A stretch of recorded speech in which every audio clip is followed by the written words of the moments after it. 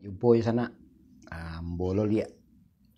Jadi intinya alasan wak besuo gua adalah sebenarnya awak Minang gua sebagai barometer di Nusantara. Hah? Sampai ke Arab tuh, pola pikir Minang gua sebagai barometer sebenarnya dulu sana. Hah?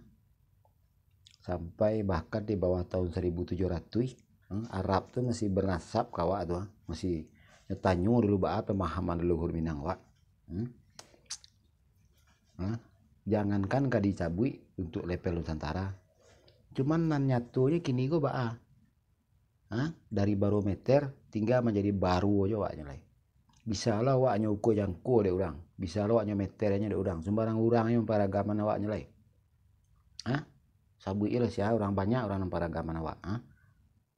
Nan hidung awaknya tu orang bagai nan nyawa awak nan bak mana orang aja bagai, badan awak nan bakatu orang aja bagai. Tu lapo kira di sana tuh. Ulah gara-gara minus sejarah, minus maknawi, minus hukum, minus manajemen. Awal kesalahan fatal aku dari mana sana aku? Nan harusnya panuh nan sampai hal tadi itu. Sejarah, maknawi, hukum, manajemen. Pangulu datuk pendito malin menteri balang. Beliau gua ndak namuh mengakui kekurangan itu sampai gini doang.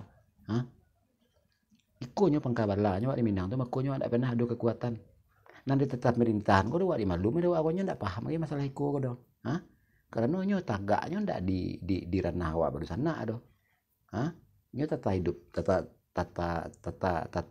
tatanan pemerintahan deh nyo. Tatanan baru sana ndak ada orang tata pemerintahan kau. Cuman ini harus tahu loh sama tatanan awak Minang kau dan tata pemerintahan tuh.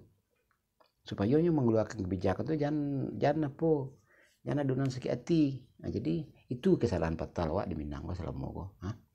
Makanya masing-masing pengurus Elkam bayu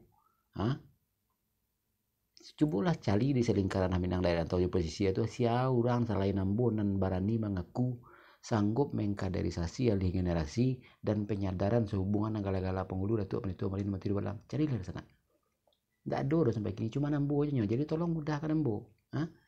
Barang-barang yang nak cari baik sejarah maknawi itu kalau membukti sana kunjungi 3 channel YouTube Embo. Yang pertama di Rajo Minang, yang kedua di Kalipah ABCSPK, dan ketiga channel YouTube Andi Kalipah Minang Manusiawi plus channel YouTube Penghulu Melepak Alam dan akun Instagram Minang Manusiawi.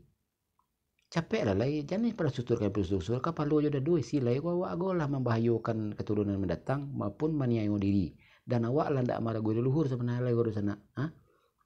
Pabilo aja kawak siapa landasan untuk bodi itu lah. Pabilo aja wak bisa saling menyelamatkan lah. Bilo wak ada kekuatan lah. Nyawa berkata orang, badan berkata orang, hidup ekonomi wak berkata orang aja. Sadar lah gaya ya. Gaya nemu budi saya sadar lah. Jadi mudahkan ambo hubungi kok 0821790457. Pelajari materi itu dulu tuh teleponan wak.